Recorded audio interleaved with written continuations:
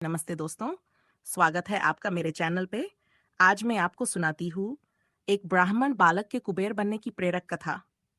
कहते हैं, सच्चे भाव से किया गया तप नियति को भी बदल सकता है, और जब भक्ति में सेवा का संकल्प जुड़ जाए तो साधारण से भी असाधारण जन्म लेता है। आज हम आपको सुनाने जा रहे हैं एक निर्धन ब्राह्मण बालक की कथा, जो अपने त्याग, तप और भक्ति से स्वयं धन के देवता कुबेर बन गया। बहुत पुरानी बात है। एक छोटे से गांव में एक ब्राह्मण परिवार रहता था, निर्धन लेकिन अत्यंत श्रद्धालु। उस ब्राह्मण का एक पुत्र था, गुणनिधि। गरीबी उसके जीवन की सच्चाई थी, लेकिन भगवान शिव में उसकी भक्ति उसकी पूंजी थी। गुणनिधि के पास न वस्त्र थे न भोजन, पर उसकी आंखों में सपना था, संसार की पीड़ा को मिटाने का, और उसका एक ही साधन था।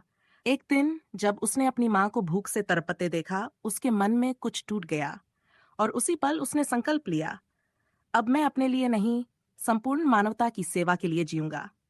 वह घर छोड़ जंगल चला गया। वहीं उसने एक पैर पर खड़े होकर नमः शिवाय का जप शुरू किया।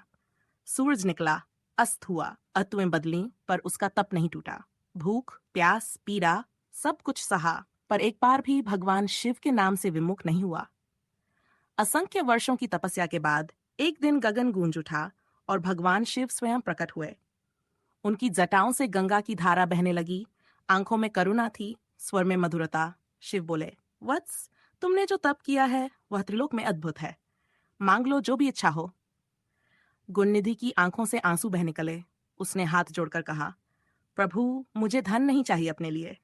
मुझे इतना सामर्थ्य दीजिए कि कोई भी भूखा न सोए। मैं सेवा करना चाहता हूँ। तुम्हारी भावना स्वर्ण से भी अधिक निर्मल है। आज से तुम कुबेर कहलाओगे, देवताओं के कोषाध्यक्ष, यक्षों के अधिपति, धन के स्वामी। और उसी क्षण निर्धन ब्राह्मण बालक दिव्य आभा से मंडित हो गया। उसके हाथों में संपत्ति की नहीं, सेवा की शक्ति आ गई। वह स्वर्ण और रत्नों से भरे विमानों में चलता, पर उसकी दृष्टि हमेशा जमीन पर होती। कुबेर बनकर भी वह गुणनिधि, वह सेवाभावी बालक बना रहा।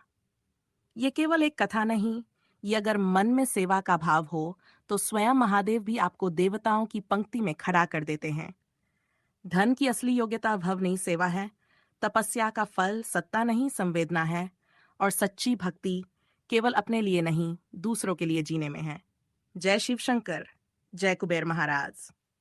अगर ये कथा आपको प्रेरणादायक लगी तो इसे जरूर शेयर करें, क्योंकि हो सकता है किसी और जीवन में कुबेर बनने का दीप जल जाए।